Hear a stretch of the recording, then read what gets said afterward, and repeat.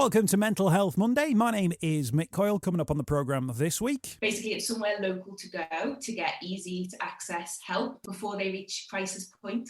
So we're asking at the moment for MPs to help us convince Boris Johnson to invest in this network. We can't just presume that people will suddenly switch on to mental health and suddenly everyone will like, hey man, you need to go and do this, that, and the other. It's not going to be the case. You've got to create that infrastructure. And with that comes investment. We don't want to be turning any young person away. They should be somewhere, even if it's while they're on a waiting list, even if it's to deal with some quite low level issues or some other sort of psychosocial issues, there should be somewhere where they can get that. And I'll be reminding you how you can make connections with mental health organisations within your community. It's Mental Health Monday.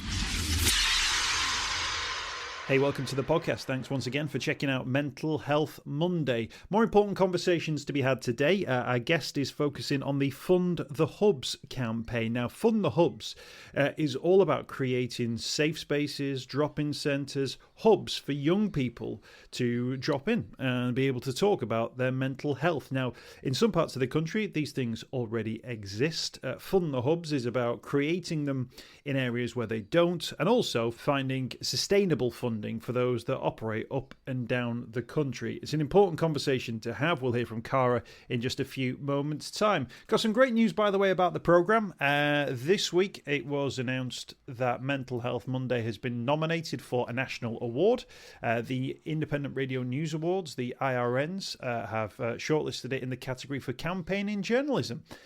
So that's a really great bit of recognition from an industry point of view in terms of what we're doing, what we're trying to do, and being recognised as a campaigning force, hoping to guide people through this pandemic and, of course, beyond.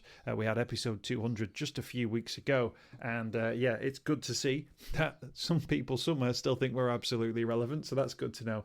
So thank you to the IRN Awards team for putting that nomination upon us. The awards due is an online due in the middle of July. Does it matter if we win? Nah, it's nice to be nominated. Yes, that's what we say. Right. Don't forget, the Facebook group is growing all the time. Mental Health Monday. Just type that in on Facebook. Join the group. There's loads of information on there. Loads of different bits and bobs going on. Organisations that are looking for support, raising awareness of events. Facebook, Mental Health Monday. Look for the artwork that matches the podcast artwork. That's how you know you're in the right place. It's free for anyone to join. And of course, if you want to post in there, absolutely more than happy to approve those posts. Right, let's get the conversation on. The Policy and Campaigns Manager at Youth Access, which operates across the country, is Cara Wayland-Larty, who joined me to talk about the Fund the Hubs campaign, the difference it would make, and how necessary it is in the current climate. It was a pleasure to catch up with her. There's a coalition of us, of Youth Access, Young Minds, Children's Society Mind, and the wider Children and Young People's Mental Health Coalition. And we're calling for this investment in what we're calling early support hubs. So we want the government to fund a network of these hubs for every young person in England to be able to access. Basically, it's somewhere local to go to get easy to access help with mental health issues and the other issues that sort of underpin their mental health before they reach crisis point. So we're asking at the moment for MPs to help us convince Boris Johnson to invest in this network. So we're asking a lot of people to email their MP to get their support. Now, this would be, I think it would be fair to say, a revolutionary way of tackling some of the mental health issues we face as a society, and an absolute game changer for young people. It's very ambitious, isn't it? And we shouldn't understate the ambition that you guys are showing. We are ambitious, but it's time. Young people have been, we really can't understate how important this is. Young people have been facing the really sharp edge of what's been touted as a mental health crisis for a really long time now. They face the biggest treatment gap in terms of how many people need support and how many people are actually getting it. Young adults face the biggest gap there. And there are steps being taken to close that gap, but we need, radical change. But actually, when you look at it, in many ways, it is achievable. There's actually, services out there already which provide this sort of hub model. The issue is that they're not properly funded, they're not sustainably funded, and they have to sort of patchwork together funding from lots of different sources in order to be able to provide a proper whole person model for young people. What we're asking for is investment so those services can do their jobs well and investments so the areas where young people can't access any support like that, that they can have that. And I guess as well, when you're trying to persuade politicians, you've got to prove that investing that money has a benefit as well. I guess there's the evidence that you've got from the organizations and the networks that already exist that's there as well. But I think it also takes politicians to really buy into the more sort of up-to-date information that we have around mental health and the need to tackle it at a particularly early age. Mm-hmm. Yeah, well, the thing is with mental health issues, they do start, early in life in general. So about half of mental health problems will start before age 14, and about 75%, so 3/4 of mental health issues are sort of established by age 25. So there's a massive opportunity there to intervene earlier in life before those issues start to escalate and have an impact on other areas of your life, whether that's employment, money, debt, criminal justice, interaction with the criminal justice system. So there's lots of different areas where, from a purely cynical view, you can stop costs escalating, but from a, the person point of view, you can really help keep a young person's life on track and help them work towards the sort of adulthood that they deserve.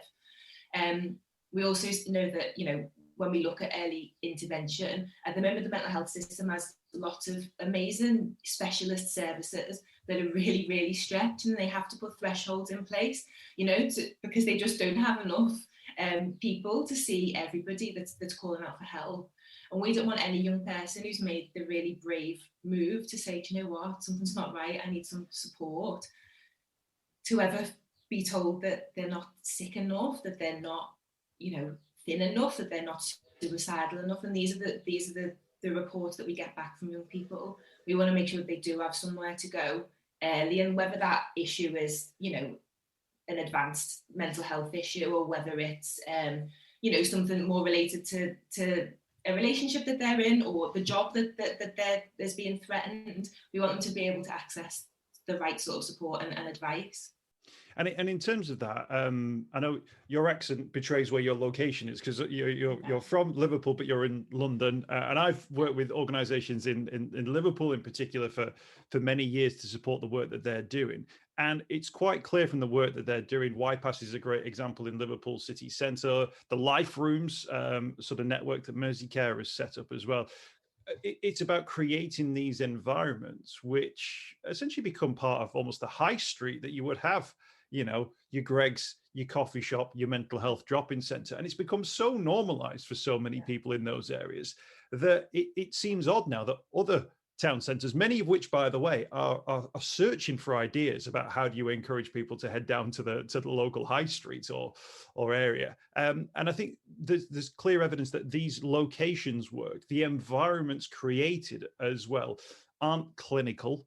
They're warm, they're community driven as well. And I think that's something which we should also bear in mind, that's an opportunity to boost high streets, to create these environments that don't just offer you, that clinical environment. They offer you something where people come together to talk, where they feel safe, where they feel comfortable. And everybody's looking for that kind of space, aren't they?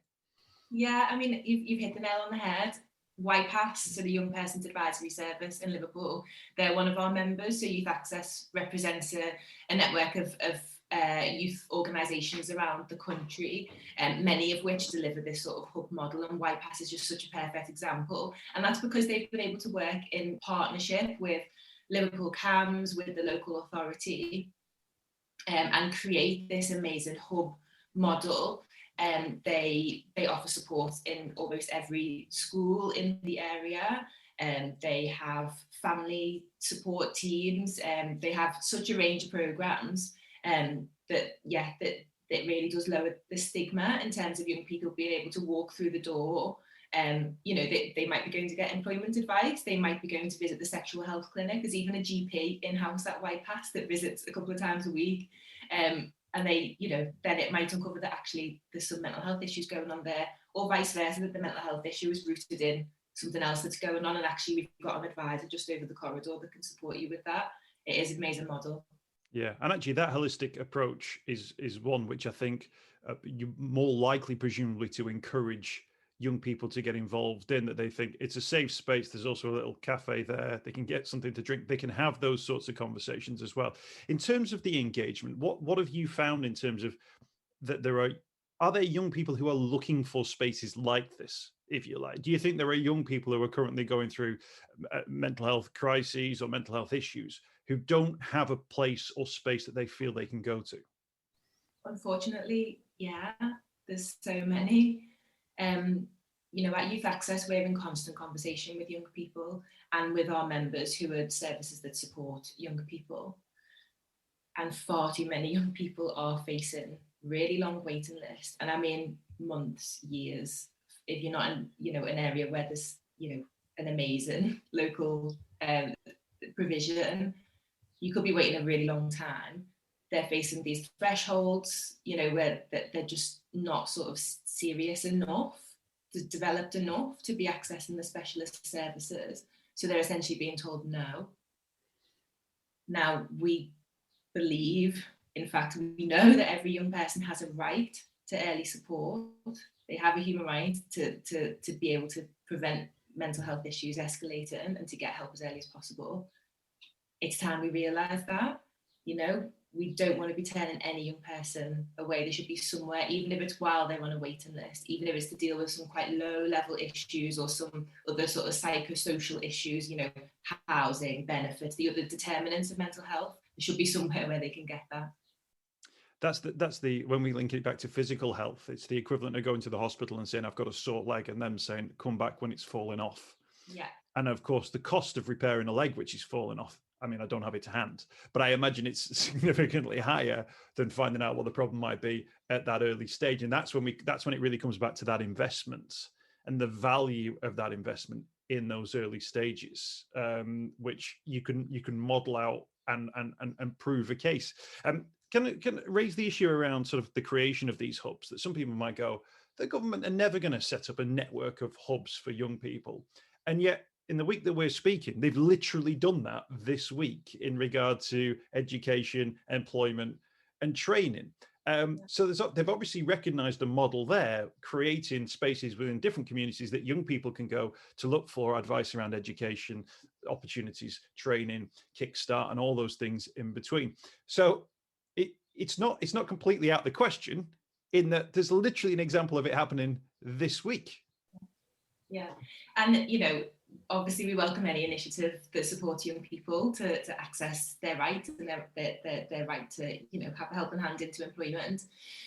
And it just goes to show that the political will can be there when there's a political motive, and it shows that they understand that young people need specialist services that are different from those services for other age groups. Young adulthood is a very specific time. It goes to show that they understand the value of co-location, so putting a few different services under one roof so young people can access different sorts of support in the same place. What it also goes to show is that work and employment rates are really important to the government right now, and that they understand the impact that COVID has had on young people. It's hit them pretty hard, and especially with employment and money. But that's not the only thing. Young people's health, young people's well-being, and that whole range of issues that underpin that, not just employment and money. That's also been really affected by the pandemic and was also really serious beforehand.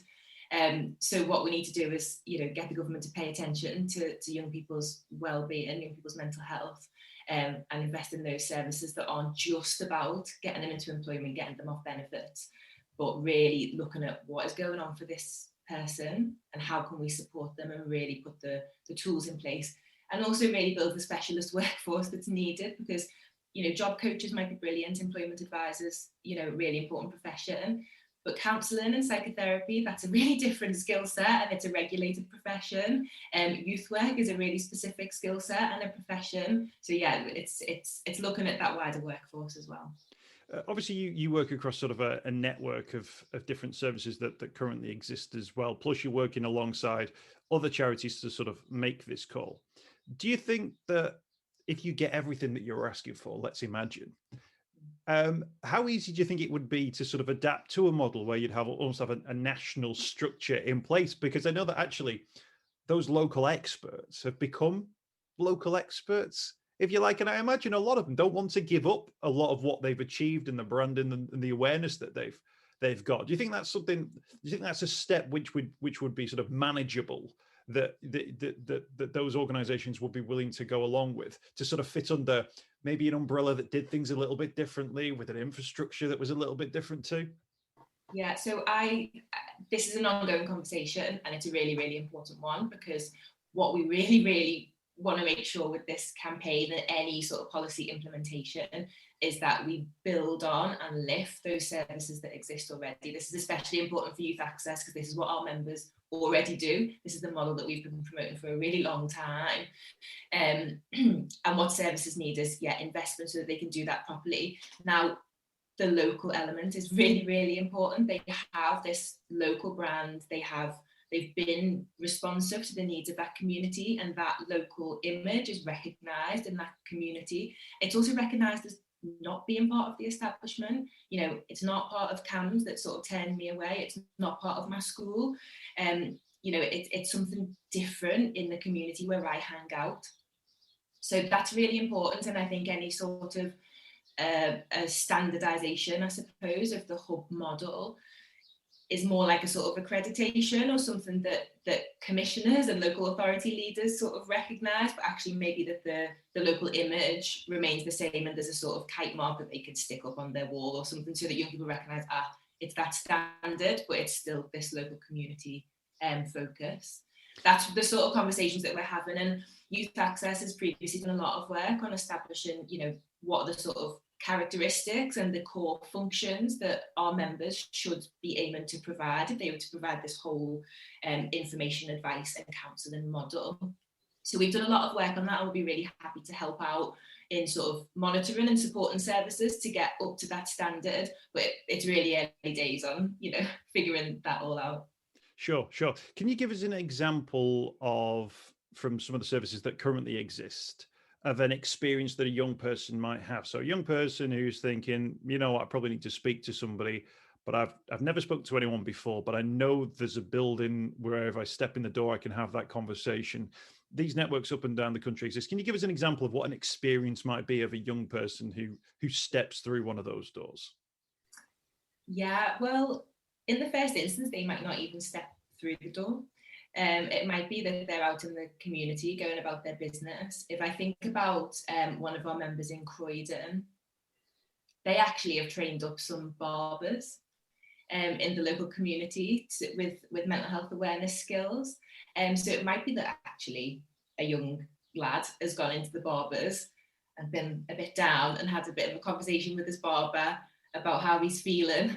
And then actually it's established that maybe there's something going on here, and maybe the barber recommends, you know, there's a service just down the road where you can actually talk to someone a little bit more. It sounds like that's getting on your mind a little bit. So, you know, they're really out in the community. They're called community development workers. So they really understand the community and where young people are actually have trust in sort of gatekeepers in the community, rather than saying, you come to us, and hoping that they sort of walk through the door. So then they might walk through the door, they might sort of be a bit shy, they might want to speak to the receptionist, so hopefully they'll be greeted in a really respectful, friendly and importantly a confidential way. These services are different typically from CAMS because young people don't access them with their parents, they're a bit older, and typically, so they might come in, have a bit of a conversation there and really work out what is going on and what do you need.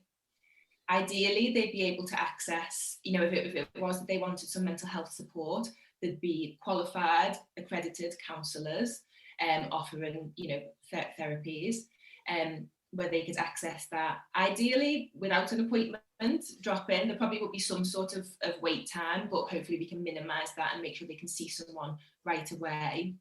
They might have a conversation with that counsellor and work out, you know what's really getting me down is the fact that I've got this massive credit card debt and I just can't shake it, and it's really having an impact on my family. So we can talk about what's caused that debt, what's going on with the family, but then actually let me see if after this appointment I can make you an appointment with our debt advisor just over the corridor, and then we can sort that out as well, so we can really get to the root of these issues and just nip them in the bud before they get out of control. So that's the sort of experience. Then they've also, you know, these centres are often like a real hub. So there might be peer support groups. So the service you mentioned, YPAS, they've got an LGBTQ plus peer support group. They do ambassador work, so they're involved in young people are involved in local campaigning and local advocacy. They're really lively centres where young people can get involved and do what makes them feel like they can get a handle on some of these issues. That sounds like a sort of a perfect system, doesn't it? I mean, I often talk, it comes up many times on the program about sort of mental health in everything. And actually that thing you described there about, you know, your barber's the person who says, maybe you want to speak to these people, I think speaks of a world where there's so much more understanding, but you've got to create that world. We can't just presume that people will suddenly switch on to mental health and suddenly everyone will like, hey man, you need to go and do this, that, and the other. It's not going to be the case. You've got to create that infrastructure, if you like, and with that comes investment. Can we talk money? Do you have a figure in mind? Is there an amount of money that's needed to create the network like this? It's a work in progress. So at the moment, we've given a figure to the government of 150 million per year for the sort of scale up and roll out of these hubs. Now, we know that needs to be more robust. So we have commissioned an economist to look at some of these figures and really drill down into, you know, what does the full model look like? Who are the professionals that need to be in-house and how many young people should be coming through the doors? And what sort of intervention should be on offer, and looking at how we cost that up. And then looking at, you know, obviously in different areas, it would look quite different. So there might be an established service that just needs a boost to either get more young people through the door or add on an emotional wellbeing element to their existing sort of youth provision. Or it might be that there's literally nothing, there's no building, you know, that needs either renting or building, that there's no staff, you know, that's a different approach, but we are working on it. And in terms of that model, are you looking at sort of the 4 nations of the UK with certain age ranges in mind? Is that something you're able to compromise on to get things off the ground? Or have you got the thing, well, these are the people we need to help, this is the age at which we want to support them, and these are the places in which we want to be able to do it? Yeah, at the moment, this campaign is focused on England because of the devolved nature of health and the sort of the structures that we're looking at how we implement this. England does have a better existing provision already. So at Youth Access, most of our members are in England. Now we have a project in the other 3 nations to look at what is the role of services like this in that provision and how can we bolster sort of support for that. So that work's ongoing, but with the devolved sort of health decision making, it makes sense for this campaign to be focused on England. And I'm kind of asking you to look into a crystal ball a little bit, but if you were able to get this investment, say, for England, and they said, right, here's your £150 million, how quickly do you think you could show a return? Not necessarily financially, but how quickly do you think you'd be able to almost have the data to say, we're making a difference straight away? Wow. It's almost too much to dream of, isn't it? Now, the data is actually a really important consideration because there's a lot of measures that, for example, our members take already that can be quite complicated and isn't necessarily standardized. So I think in order to implement that, and then also to, you know, by the time you've sort of set up those measures in existing services and bolstered them, and then set up new services, I think it's fair to say, you know, a couple of years would be an expectation. But, you know, I think that with the existing infrastructure, there's ways that you can quickly get new services off the ground because you've got that existing expertise that can sort of be rolled out. Absolutely. And it's so interesting that, you know, it might take a couple of years for it to sort of work its way through the system, if you like. But actually, quite clear from what you're saying, literally from day one, if somebody steps in and says, I need advice around debt, and you give them that debt advice there, or, you know, the next day, you've actually made a difference on day one, if you like. You're instantly making a difference, but then you've got to, because of the nature of what you do, you've got to then prove its value further down the line. But actually, it sounds like you'd be making a difference straight away. And I think it would also be about those sort of communities really embracing those new spaces as well, and those different other organizations coming on board, which I think will make a massive difference to people's lives. How have the government responded so far? What sort of things are they saying? So far, I'd say it's, they're obviously cautious. They don't want to overcommit, but there's definitely interest among MPs. The Health and Social Care Select Committee is doing an inquiry that's ongoing. I think they're writing the report at the moment. Our CEO gave evidence, so did the CEO of Young Minds, and lots of others. So we've been talking about this sort of model. They had also evidence from a professor from Australia, where they have a model called Headspace, which is quite similar. It's a nationally funded hub type model, but it does have that blanket brand over all of them, which is a point of difference. But there's a murmur, there's definitely a buzz, I would say, around this sort of hub approach. I mean, the conversation around mental health, and particularly young people's mental health, it has reached crisis point. We know that we need to intervene, and with the impact of COVID, that's made it even more urgent. So I think that there is that sort of driving force, and we are having conversations with folks in Number 10, and the government's new youth mental health ambassador, so Dr. Alex George. He's been really helpful as well, and is really enthusiastic about this sort of model. Good stuff. Dr. Alex was on the show, and 10 days later, he was the government health advisor. So if I can be as influential for you as I appeared to have been for him, then hopefully we can make things happen. Do you think as well, in regard to sort of the response or the data and evidence which is now out there about the impact of coronavirus on young people? Kooth being a good example of the sort of organization that provides sort of information about increases in sleeplessness, stress, anxiety, worry in young people. Do you think there might be a danger that some organizations, even politicians, might say, well, once the pandemic's over, should we just wait and see? Should we go and wait and see just if things get better for young people? Because things will look worse because we've been in a pandemic, but things will go back to normal and things won't be as bad anymore. Is there a danger that people will get lazy, if you like, in their assumptions about young people's mental health? That's a risk. But what's really important to note is that normal was never good enough. We were way behind, and it's not because efforts haven't been made. We've taken real steps in the past sort of 10 years. It would be heartbreaking now to see that progress sort of just fall by the wayside, because the pandemic has had an impact, and that impact isn't going anywhere. Trauma, the impact of trauma, and this has been a traumatic time. Those impacts take years to unfold, so you might not see the full effect on somebody's mental health or their employment prospect or whatever for years down the line. We're still going to be seeing that for a really long time. So it would be really naive to sort of try and just draw a line under it and move on. But also, we have absolutely no intentions of letting them, just move past it.